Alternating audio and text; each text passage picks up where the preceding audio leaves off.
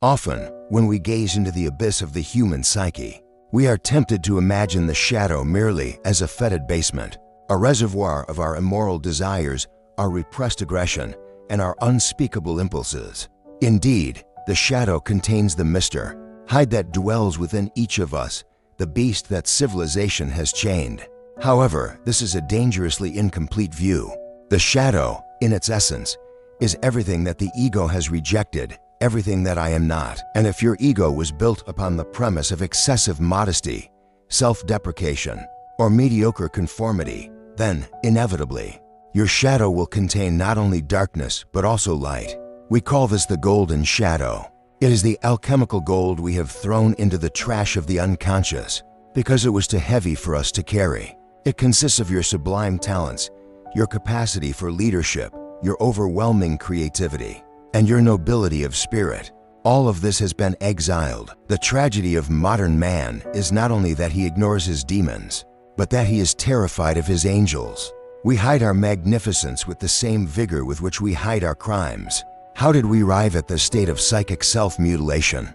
The answer lies in the pedagogy of leveling. From childhood, the child learns that to be loved, he must be appropriate. If a child demonstrates an intelligence that is too vivid, a beauty too stunning, or a willpower too imperious, he may perceive, in the eyes of parents or peers, a glint of envy or disapproval. Who do you think you are? The world asks silently. To ensure survival and belonging to the herd, the young ego decides to amputate these glorious parts. Talent becomes a threat to the social bond. Thus, the golden shadow is formed. We bury our genius so as not to offend the mediocrity of others. We create a gray, harmless persona that fits perfectly into the gears of society, while our true potential, the self that cries out for realization, is locked away in the dungeons of the unconscious, waiting, pulsating, and eventually sickening. If you feel that there is something locked inside you, subscribe to this channel. Here, we seek the key to these dungeons. Abraham Maslow, drinking from the fountain of depth psychology, described this phenomenon as the Jonah complex, just as the biblical prophet fled from his divine mission and was swallowed by the whale. We flee from our destiny. We are afraid of our own greatness. Why? Because greatness implies responsibility. Accepting the golden shadow means accepting that you are capable of much more, and this destroys the comfort of your victimization. It is much safer to feel small and powerless. Powerlessness requires no action. Potential omnipotence, on the other hand, is terrifying. It isolates us. It places us at the top of the mountain, exposed to the cold winds of envy and expectation. The individual trembles before the possibility of being a god in his own microcosm, preferring the safety of being a worm. This fear is the primary barrier against individuation. It is the cowardly refusal of the soul's call to expand. But the repressed gold does not disappear. It is projected. This is an immutable psychological law. What we do not recognize within, we see without. When you feel an immoderate, almost religious admiration for a public figure, an artist, or a mentor, you are, in fact, seeing your own golden shadow reflected in them. They are the hooks upon which you hang your own royal mantle. Likewise, corrosive envy is a vital sign. The one you envy possesses something that belongs to you, but which you have not had the courage to claim. Envy is the golden shadow screaming through the distortion of hate. Instead of destroying the idol or hating the rival, the analytical task is to withdraw the projection. We must ask, what do I see in him that actually resides dormant in me? The hero you worship out there is the hero you murdered in here. Psychic energy cannot be destroyed. A repressed talent does not remain inert. It becomes toxic. The gold that is not used turns into poisonous lead. The golden shadow, when denied for too long, avenges itself on the host through neurosis, apathetic depression, and cynicism. The individual becomes bitter. He sees the world as a colorless place precisely because he has drained the color from himself. The chronic sensation of emptiness or meaninglessness that plagues so many therapy offices is often the mourning for an unlived potential. It is the soul weeping for the life that was not permitted. Forced mediocrity is a disease of the soul. It is not humility. It is cowardice dressed as virtue. And the cost is a life lived by halves, a somnambulistic existence where one waits for death without ever having truly been born. Leave a like if you refuse this somnambulistic existence and seek awakening. How, then, do we mine this gold? We must look where the ego does not look. Dreams are the royal messengers. Dreams where you fly, where you find jewels, where you interact with kings or wise figures, or where you perform impossible feats, are not mere compensatory fantasies. They are glimpses of your true stature. Another clue lies in your shameful daydreams.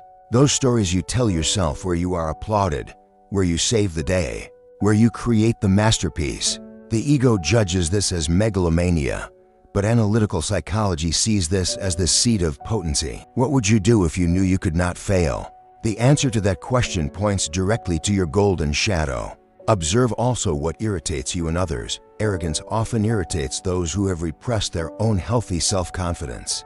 Here lies a crucial warning, which must be engraved at the entrance of this labyrinth. By accessing the golden shadow, we run the risk of psychic inflation. It is the moment when the small ego, upon touching the divinity of the archetype, believes itself to be God. It is the Greek hubris. The individual, dazzled by his own newly discovered brilliance, becomes insufferable, messianic, disconnected from human reality. Integrating the golden shadow is not about becoming superior to others, but becoming equal to your own potential. The goal is not power over men, but power over oneself. We must welcome the gold with the trembling hands of one receiving a sacred deposit, not with the greed of one robbing a bank. True humility is only possible for those who have much to offer and choose to serve. The false humility of the repressed is useless. Balance is the key. Feet on the ground, head in the stars. Integration requires ritualistic action. The technique of active imagination, which I developed, is fundamental here. You must sit in silence, close your eyes, and invite the figure representing your golden shadow to converse. It may appear as a warrior, a sage, an artist, or even a majestic animal. Ask it, "Why did I lock you away? What do you want from me now?" And let it answer. Write, paint, dance this energy. Bring the abstract into the concrete. If your golden shadow is a writer, write, even if it is bad at first. If it is a leader, assume a small responsibility. You must give flesh to this spirit. Gradually, you cease to admire this quality and begin to embody it. It is a process of psychological digestion. You eat the god to become part of him. In the end, the discovery of the golden shadow is an ethical call. As the apocryphal Gospel of Thomas said, "If you bring forth what is within you, what you bring forth will save you. If you do not bring forth what is within you, what you do not bring forth will destroy you." To have a talent and not use it is a cosmic betrayal. You do not belong to yourself. You are a channel through which life wants to flow. Blocking this flow out of fear or laziness is a sin against life. Assuming your light may bother those who prefer the dark. It may drive away friends who love your smallness. It may demand sacrifices of comfort. But it is the only path to dignity. You must be willing to endure the solitude of excellence. Individuation, the ultimate goal of human life, is not the search for perfection, but for totality. And totality requires the union of opposites. You must be able to hold in one hand your dark shadow, your capacity for destruction, your anger, your instinct sand, and the other your golden shadow, your nobility, your love, your genius. When these two hands join in prayer or in work, the self manifests. Do not be afraid of who you are. The world does not need more pale copies. The world desperately needs the unique color that only you can offer, but which you have hidden for so long. Open the dungeon door. Let the gold shine. And if this call resonated in your psyche, leave your comment below. I accept my gold. Subscribe so we can continue this journey into the depths and heights of the human being.